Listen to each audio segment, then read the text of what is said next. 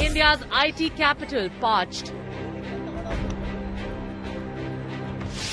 Taps go dry in Garden City, Bengaluru. All in all, I would say the situation is from the decade of staying here, it's the worst that we have seen. 3 weeks back, and still we are not able to get a full source of water, I would say. So we get like 2 hours in the morning and 2 hours in the evening. Bengaluru's gated societies send out SOS.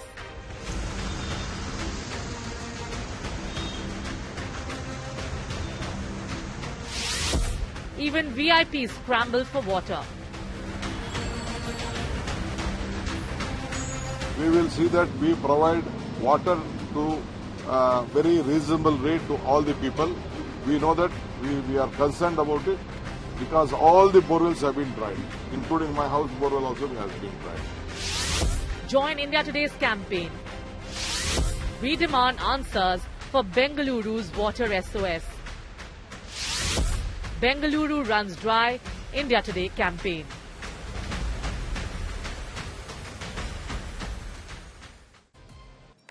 It's the same story every year in Bengaluru, but this time worse than ever before. It's not even summer, and already there's an unprecedented water crisis in the city of Bengaluru. Many would say that this was bound to happen, considering there was, in fact, a deficit of monsoon. There was a drought condition already prevailing in parts of Karnataka, and nobody is really being spared from this water crisis.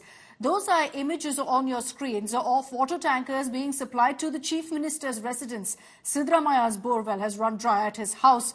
DK Shivkumar, by his own admission, which you just heard, has said that the borewell in my house has run dry. So every single part of the city right now grappling with this crisis. Mind you, we're talking about India's Silicon City that still hasn't found a solution to this year-on-year water crisis. It's clearly mismanagement. It's clearly encroachment, because we're talking, ironically, about the city that's called the City of Lakes, facing this kind of a water scarcity once again.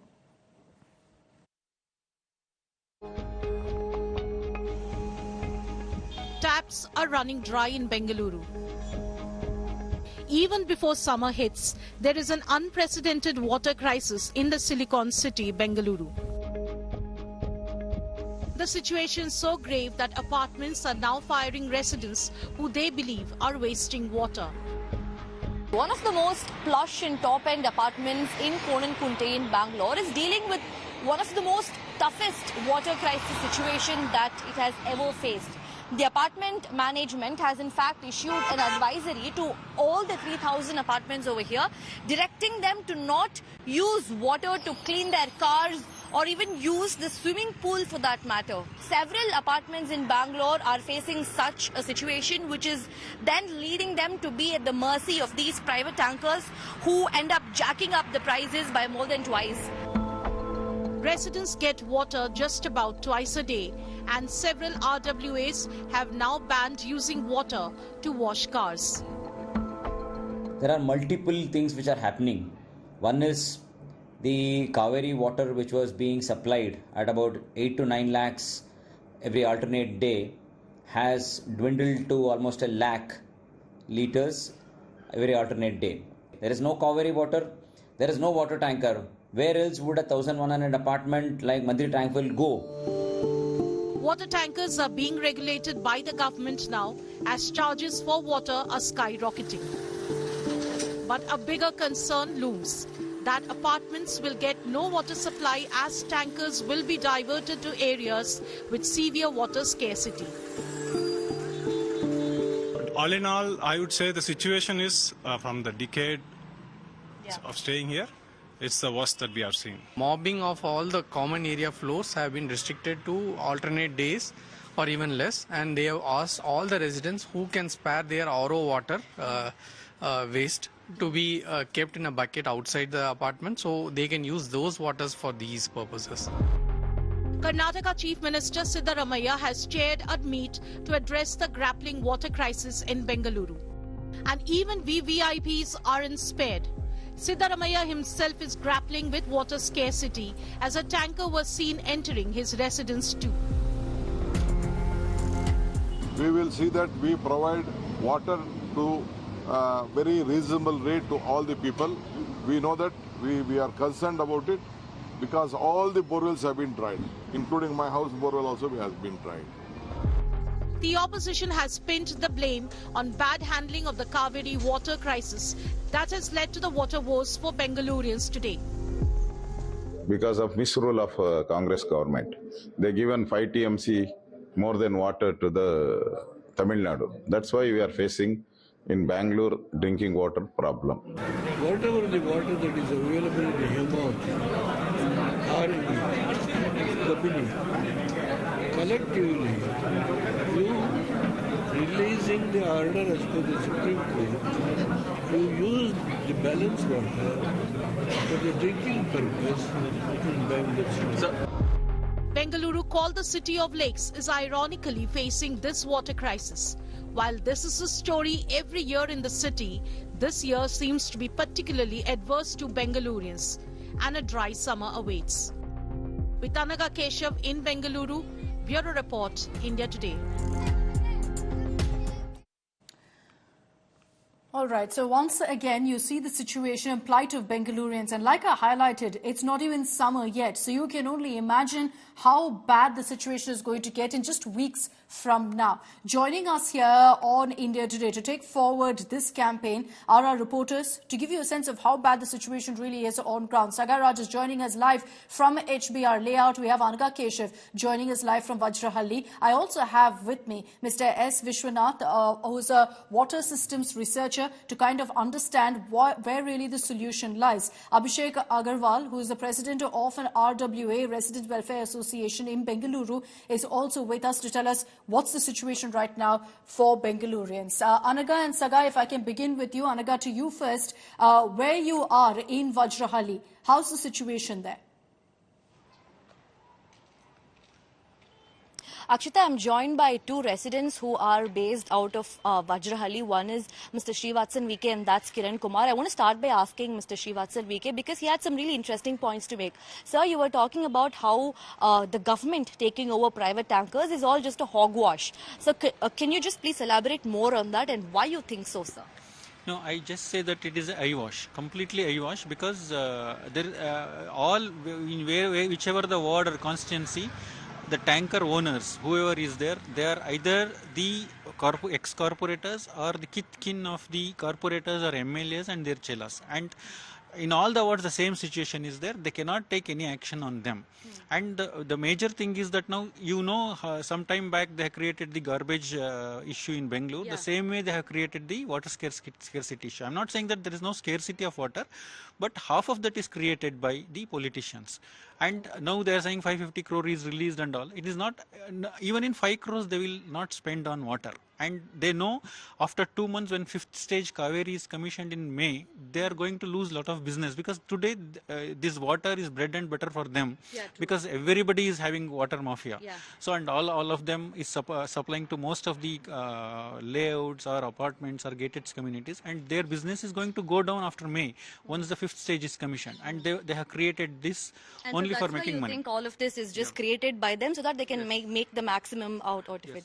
Mr. Kiran, I want to start by asking you, what are the challenges that you face so far? You reside in Shobha Forest View. Tell us about the major difficulties with the water supply situation that you've been facing, sir. Yeah, surely. So, see, the problem started just like 2 months back, actually. Earlier, we used to get sufficient water, and the charges were pretty much same across the Bangalore. So it used to be like anywhere between 550 to 580 rupees per tanker of 600 liters.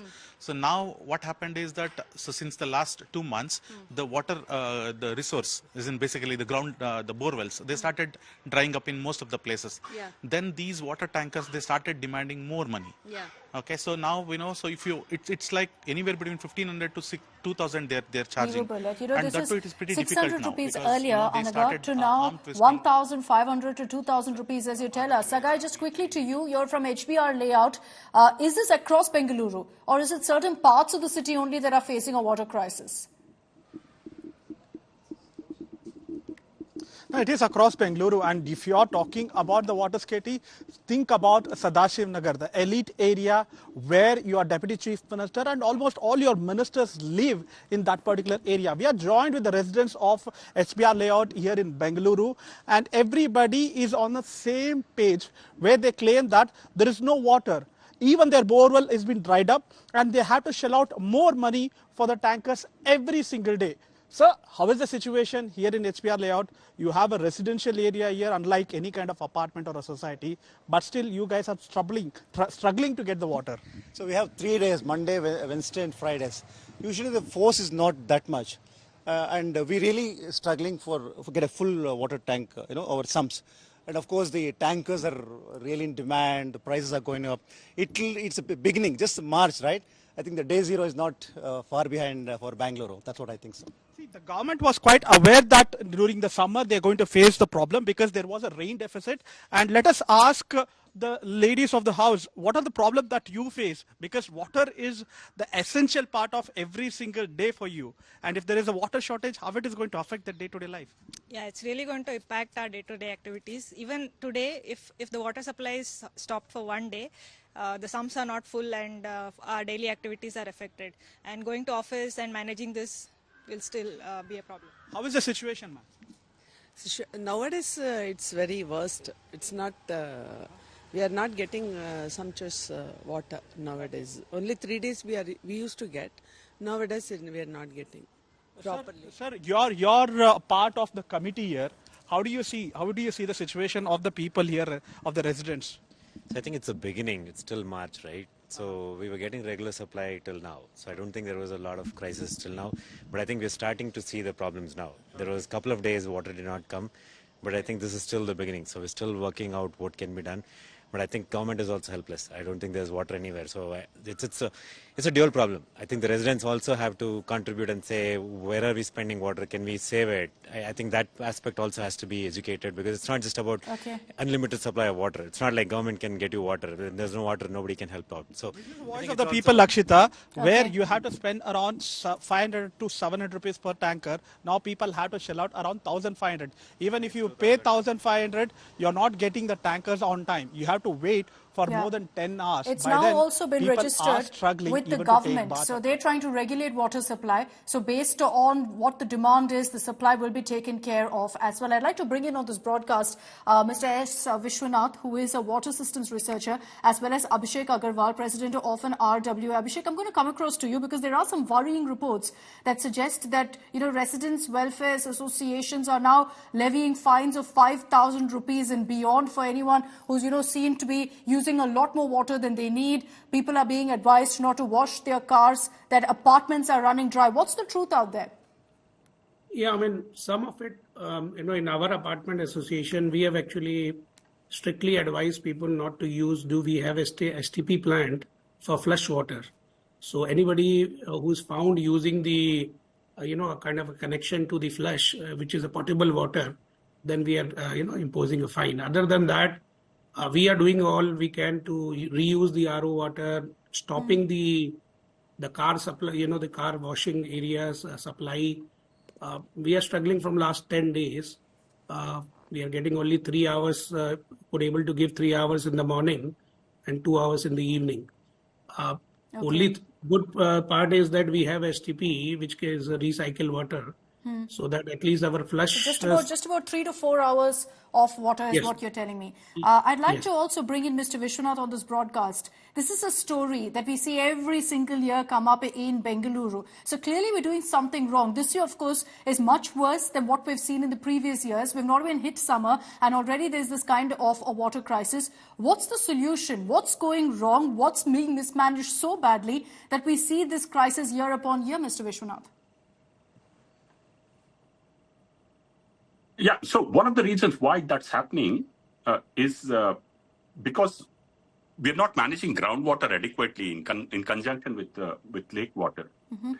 So it's very important we do that. Groundwater is very under-regulated, under-governed, and unless we bring that into play as part of the solution in a systematic fashion, we'll continue to face these problems in the periphery of the city and in specific pockets. Okay. There's also this entire narrative that this is a result of bad handling of the Kaveri water crisis. Do you think so? Do you think that if lesser water was given to another state, that Karnataka, Bengaluru would be better off now? Yeah. Can you hear me, Mr. Vishwanath?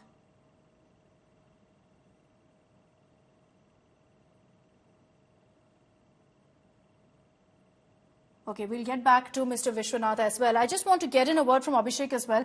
Abhishek, is this worse than any other year you witnessed? Are you worried for the summer ahead? Yeah, we are very, very worried. I mean, I've been living here almost for 6 years. This is the worst in at least March, right? We started from February itself, late February. We have never seen something like this. Out of the 10 borewells, we are only running with 4 suddenly. So suddenly there is a drop in the borewell yield. The borewells are getting dry. BWSSB is not able to supply even what they used to supply, even the minimum. But who do you hold accountable for this? Do you believe that the government, the administration hasn't done enough to address this crisis?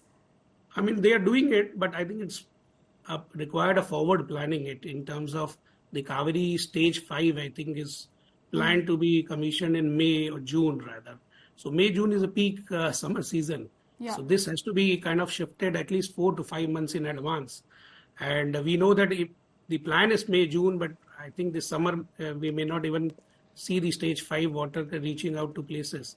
So, we pay crores of rupees on property tax every year. I represent 2,000 flats of my association and 8,000 residents.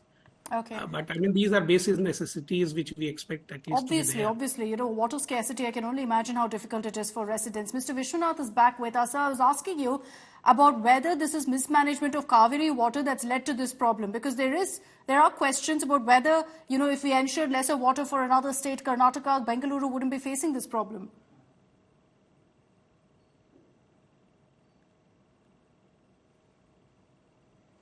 All right, apologies for that. We'll connect with him once again, and we're going to continue keeping our focus on this very campaign here on India Today to talk about what's led to Bengaluru taps running dry in this manner. There is a lot of politics over it. The Siddaramaiah government is facing flack, and they will be focused on how the government really addresses this issue. They've taken control of the water tankers as well at this point. All right, Mr. Vishwanath is back with us. Sir, if you have me, my question to you is about whether mismanagement of Kaveri water is what's led to this crisis right now. It's not just the mismanagement of the Kaveri water and the delay in implementing the Kaveri 5th phase, but it's the complete lack of management of groundwater. See, aquifers in Bangalore are crucial because they supply water from bore wells. There's absolutely no body regulating it, managing it, recharging it, and therefore making sure that there's also adequate demand management. So those who are dependent completely on groundwater are starved of it, since there's no filling of these aquifers. Yeah. Currently, many of the lakes which are large and which should have been filled with either rainwater or with treated wastewater are dry, like Bengaluru and Vartur. That means that the borewells in those surrounding areas will be dry.